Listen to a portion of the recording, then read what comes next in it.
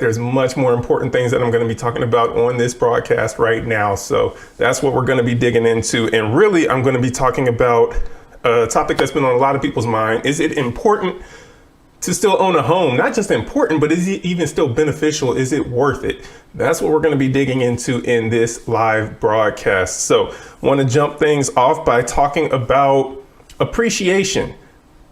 More specifically, appreciation in owning a home. So when you have money, cash is a depreciating asset, meaning that if you had, let's just say, $1 million in the bank, 10 years from now, if you don't touch it, you'll still have $1 million in the bank, but it's not going to buy you the same thing that $1 million will buy you today, because cash is a depreciating asset. It's worth less money each successive year than what it's worth the previous year because of inflation. We're printing up more money. The value of the dollar is dropping year after year after year. This has been the case for decade after decade after decade. So cash is a depreciating asset. Holding on to cash is not really doing anything other than just decreasing your net worth. However, by taking that cash and putting it into something that is benefiting your net worth, something that is growing your net worth, that's where you see the benefit. And so that's where real estate comes into play, because real estate is one of those avenues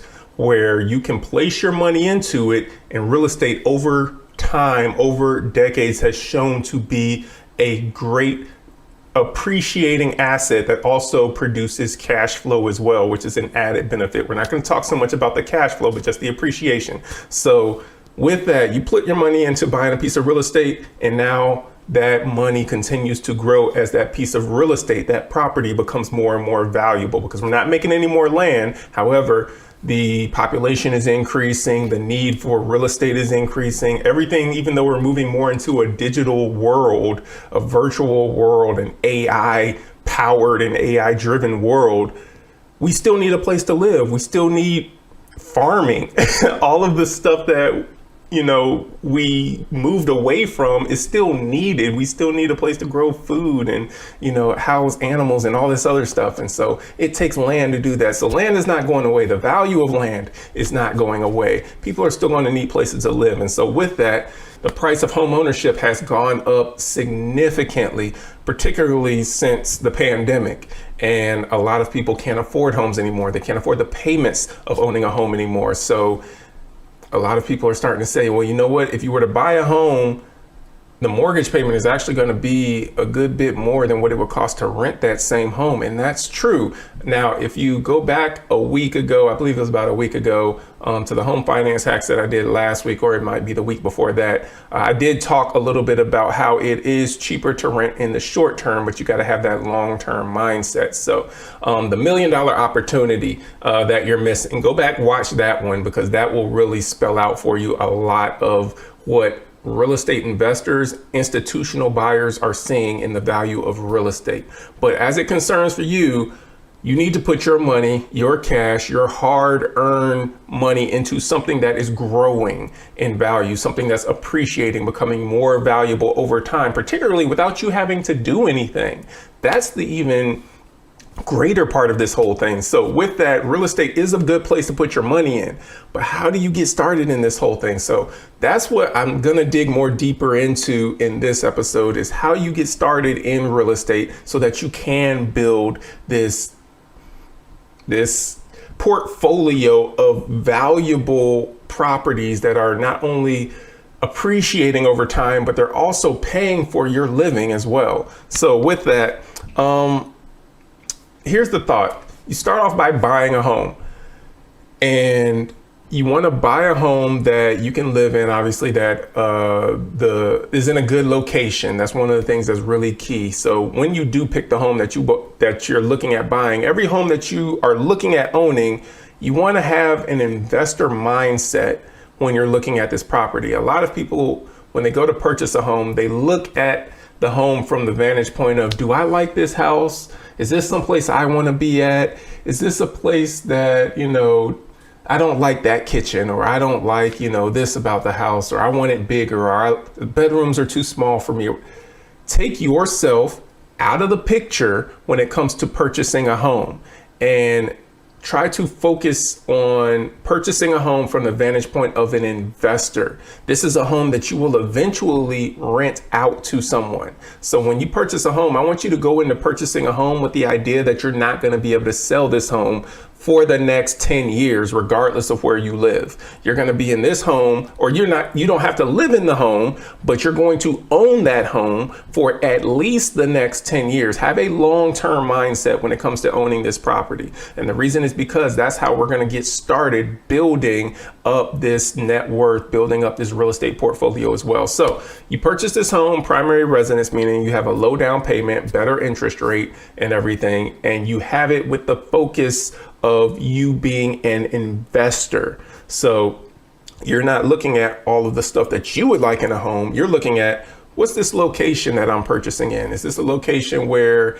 there's a lot of foot traffic? People are able to walk to or drive within a short distance to get to the things they need, to the grocery store, or to entertainment or anything like that? Is it near schools? Is it in a good school district? Is it in a vacation area? Is it a townhome that's in a well sought after community? These are some of the things that you want to look for as an investor when you're looking to purchase these homes, because you want to purchase this home. You're going to live in it for at least 1 year, but you want to look at it from the vantage point that you're going to be renting it out. So you want to look at, what are the rents in this area, because you know what you're going to have to pay for in a mortgage, but you want to know how much the rent is going to be in that area, because when you move out of this home, you're going to have to rent it out, and whatever the rents are, that's what you're going to be able to rent it for. And you want to try to at least rent it for as close to the price of the mortgage as you can, if not slightly above. You might have to, as earlier on, go a little bit below, but rents over time continue to increase. So don't worry, even if you can't rent it out for what the mortgage is up front, because you're going to be properly managing your finances to make sure that you're able to cover everything as well. So that's the first thing, is making sure you select the right property. After you buy this property, you've got the low down payment and everything like that. You want to live in this property for at least 1 year. So after that 1 year period, now you can utilize that property for whatever purpose you want to utilize it for. You can rent it out. You can use it as a second home. That is not the purpose of what we're going to be doing. We're actually going to be renting out this property, because now when you rent out that property, there are some other benefits that are going to come into play for you as an investor. One of those benefits is that you can now write off all of the expenses for this property, because it is now officially an investment property for you, and the expenses that you incur as a owner of investment property, you can write those expenses off. You need to make repairs to the HVAC system. You need to make repairs to the water heater, or you need to repaint the house. You need to redo the floors. You need whatever it might be.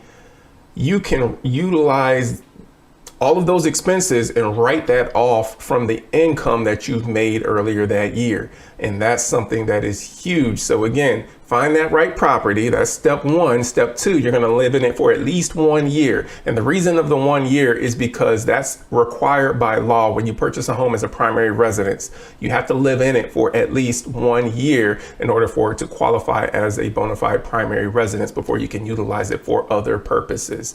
Otherwise, it is considered fraud for you to say you're going to purchase a home as a primary residence, so you get the lower interest rate and lower down payment, but then you don't even live in it and you just rent it out. That is fraud. You do not want to commit fraud. So make sure you live in that home, or you have it as your primary residence for at least 1 year before you turn it into an investment property. After that 1 year mark, do whatever with it that you want, but keep the home. Again, long-term mindset, 10 years into the future, you're going to keep that home. You're going to be renting that home out, and then you're going to be writing off all of the expenses that come up with the home. Hopefully it's not many at all, but anything that is, whatever income you make, you can write off all of the expenses that you're having to utilize to maintain and upkeep that home. Meanwhile, your renters are helping you to pay the mortgage for that home. So the next thing, while you're living in that home, before, and I'm actually taking a slight step back, before you get to the renting part, when you're still within that first year of owning the home, your goal throughout that first year, maybe you live in it for 2 years, maybe you live in it for 3 years, however long, whether it be 2 years, 3 years, or just 1 year, your goal for that entire time when you're living in that property is to save up for the down payment and closing costs to purchase the next property. That is your goal. You want to save the money you need to purchase the next property. We are building a portfolio of investment property that is going to increase your net worth and that is going to produce cash flow to support your lifestyle. This is a process, and it may take 10 years for us to get to that point. However, the next 10 years are going to go by whether you do it or not. So you might as well do something that 10 years from now will have you in a much better place where you can sit back a little bit, kick your legs up, relax, maybe take a trip or two here or there, buy some things that are nice that you like, which is all being paid for by the cash flow that's being produced by the real estate that you own. So we're working on building something worthwhile here. And if it takes you a decade to get that, then spend the time it's going to take you to get to that point, since the decade is going to go by regardless of whether or not you do it.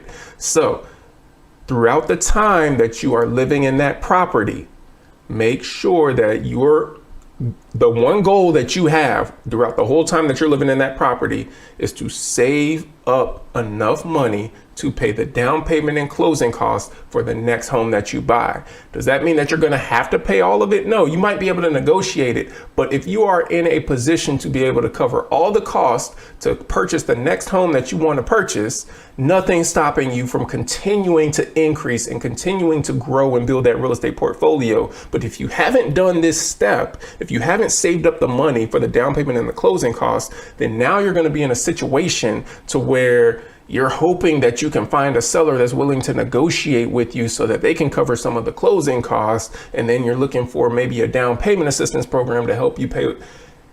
Make sure you have everything that you need. You've done everything you need to do, whether it's your credit being what your credit needs to be so that you can get a great low interest rate to keep your payments low, because you know you're going to be flipping this next one into a rental property as well. Again, we're going to do this several times. This is a wash, rinse, repeat.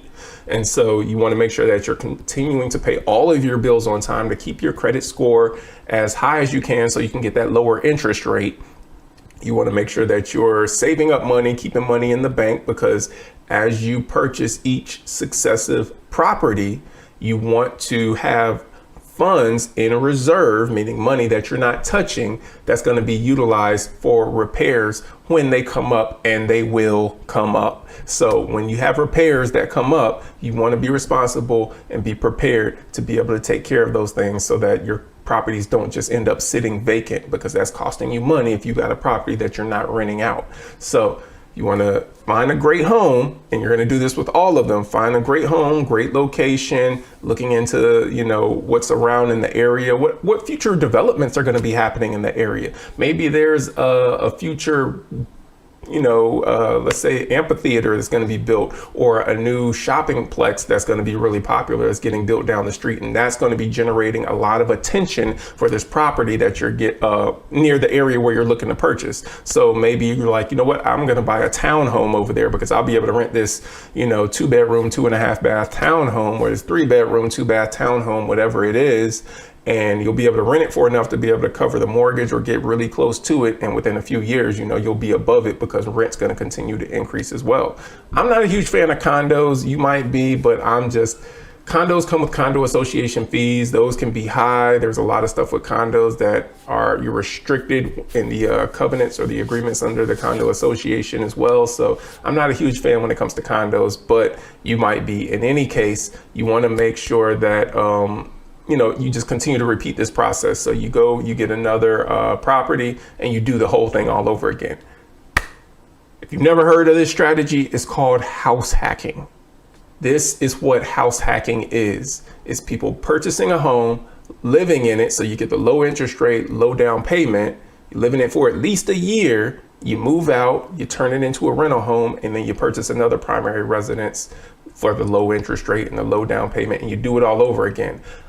I know people who have built up entire rental portfolios of 4, 6, 8, 10 homes that they just house hacked their way through, meaning they purchased it, rented it out, purchased another one, rented it out, and they built up an entire portfolio of just real estate rental properties. And this is something that can be huge. Now, I know some people are on this side of the fence or that side of the fence when it comes to owning rental property, or when it comes to owning single family homes as rental property, whatever it might be, wherever you might stand.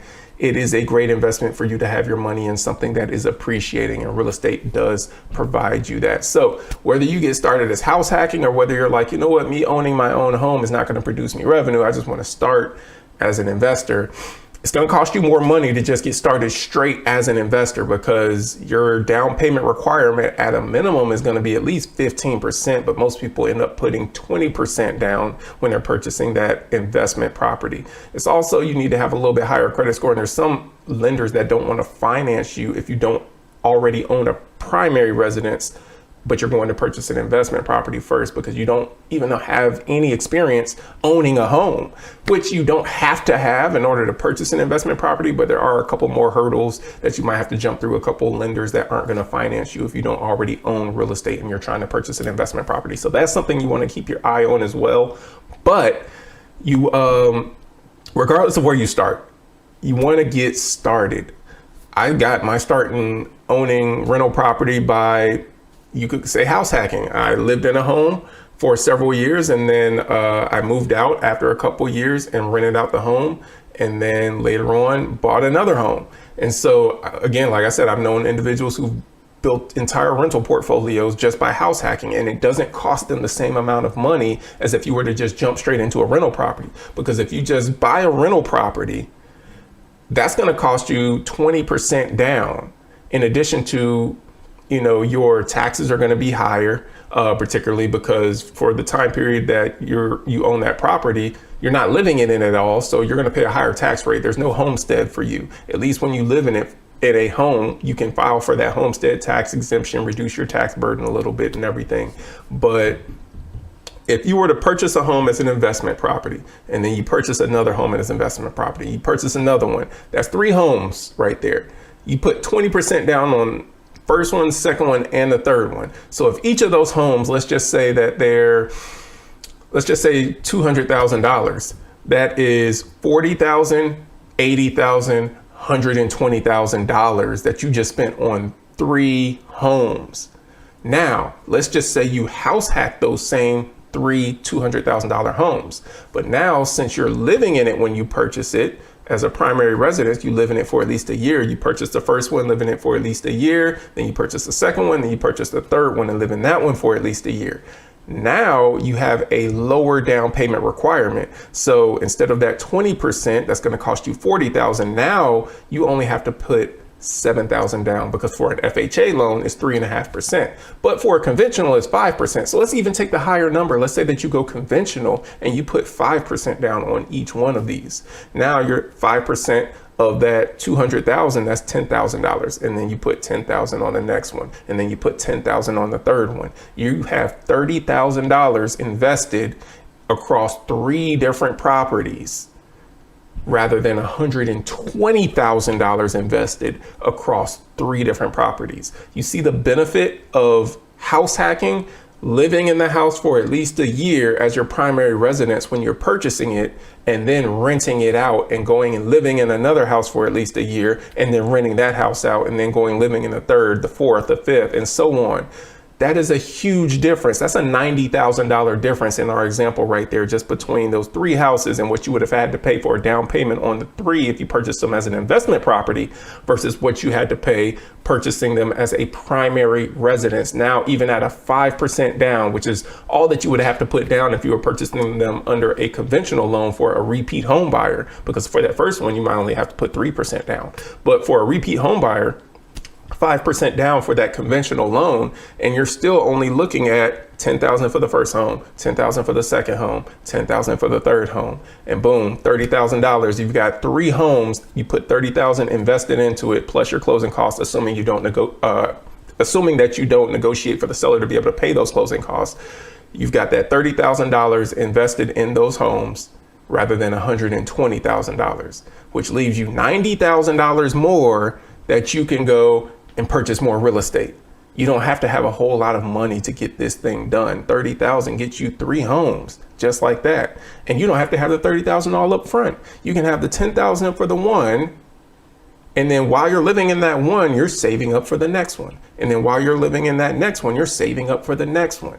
Let's be smart about this. I'm telling you, real estate is where you want to keep your money, because guess what? You purchase these homes for $200,000. 10 years from now, long-term horizon, these homes might be worth $350. They might be worth $400. So maybe after 10 years, you've done this 3 times, 4 times. So you've got 3 or 4 properties now. But you say, you know what? I want to sell that first one. And I want to, cash out and go do something with it. So you go 10 years from now, you sell that first home that you bought for $200,000. Now that home's worth $350 or $400, whatever it might be. But that home's worth more than what you paid for it. So let's say you cash it out. You bought it in a great location and that home's worth $350. So now you don't just get $150,000, because the entire 10 years you've also been paying down the balance of your mortgage. You haven't, your renters have. And so now you might not owe $200,000 on that home. You might owe $160 on that home. You might owe $150 or $140 on that home. So now you're at a position to where you can essentially sell that home for $350 and you might end up getting $180,000 back after you pay, real estate commissions and everything like that, taxes, because the government's going to want their take as well. And there's some other things you can do to navigate the tax burden as well. I'm not going to get into 1031 exchanges and everything, but you could walk away with about $180,000 after 10 years by selling that first home, and you still own 2 or 3 other properties. You see how lucrative this could be in just a 10-year time frame. You own 3 or 4 houses, you sell one, you put $180,000 in your pocket, and you still have got 2 or 3 other rental properties that are generating you income, paying the mortgage on the property, on those properties as well. And you're living a much more comfortable life with all of these assets at your disposal and everything. So this is something that I really want you to dial in on when you're looking at real estate. Don't just go shopping for real estate from the vantage point of, oh, do I want to live in this house? Do I like this kitchen? Do I like, this neighborhood? Oh, is this bedroom look nice enough for me? Do I like, this jacuzzi or whatever it might be, features that you're looking for in a home? Push what you want in your dream home off to the side for right now.